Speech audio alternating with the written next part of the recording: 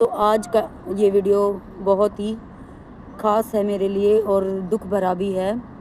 आज के इस वीडियो में मैं अपनी एक ऐसी कहानी शेयर करने जा रही हूँ आप लोगों के साथ, जो शायद बहुत लोग होते हैं जिनके साथ ऐसी घटनाएं होती हैं, लेकिन वो अपनी बातों को शेयर करने से झिझकते हैं।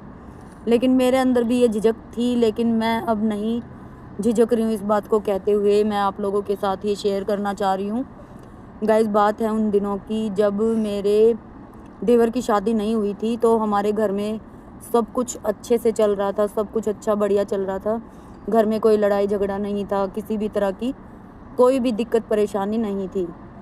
लेकिन जब 2017 की वो बात है, जब मेरे देवर की शादी हुई, उसके बाद से धीरे धीरे हमारे घर का माहौल बदलने लगा, सारी चीज़ें चेंज होने लगी और मुझे भी कुछ ऐसा अलग सा फील होने लगा था घर में, जैसे नेगेटिविटी टाइप का कुछ फील हो रहा था मुझे घर में। और जैसे घर में मन ना लगना, सब इसी तरह की, और घर में लड़ाई झगड़े छोटी छोटी बातों को लेकर मेरी जो देवरानी आई थी वो लड़ाइयाँ करने लगी थी। तो इन सब चीज़ों से बहुत ही परेशान मेरा मन रहता था। उस वक्त की बातें मैं आज भी नहीं भुला पाई हूँ।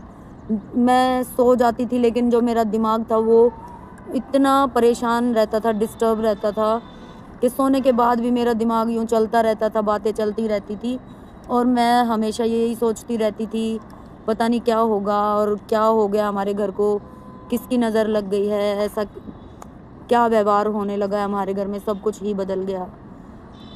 उसके बाद लेकिन धीरे धीरे जैसे मैंने अपने आप को संभाला और अपने सोच को पॉजिटिव किया और सभी चीज़ों को, उसके बाद गाइस, जैसा कि मेरे जो इन लॉज थे, मेरी सास, मेरे ससुर, उनका भी व्यवहार बदलने लगा था।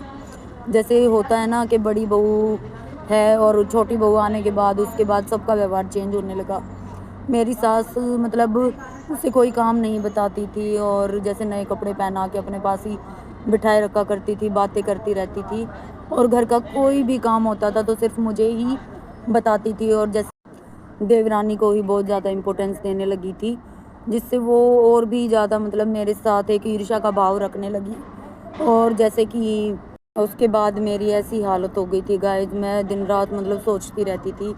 लेकिन एक सबसे बड़ी प्रॉब्लम ये थी कि कहते हैं कि जब जीवन साथी साथ हो तो सब कुछ नॉर्मल लगता है, सारी बाधाएं हम जीवन की पार कर जाते हैं। लेकिन मेरे हस्बैंड इस टाइप के थे कि अपने जो मम्मी पापा भाई बहन, उन पे इतना ज़्यादा ट्रस्ट रखते थे कि वो मेरी सही बात को, सच्ची बात को भी नहीं सुनते थे।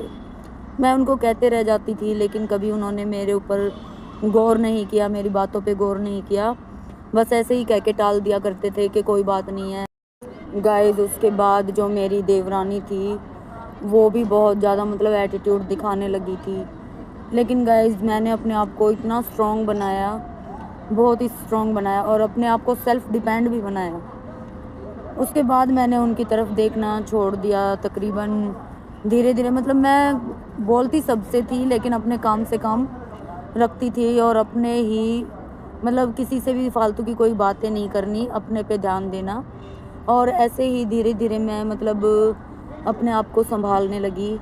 तो गाइज़, मेरा कहना यही है कि अगर लाइफ में कभी भी आप लोगों के साथ भी ऐसा ही कुछ होता है, रिश्तों में दरारें आती हैं या आपको भी कोई और गलत चीज़ें महसूस होती हैं, तो अपने आप को स्ट्रॉन्ग बनाएं, अपने आप को एक स्टैंड दें, पॉजिटिव थिंक रखें, ताकि हम बिल्कुल अपोजिट माहौल में भी अपने आप को सही रख पाएँ और मेंटली हेल्थ और फिज़िकली हमारी हेल्थ स्ट्रॉन्ग रहे।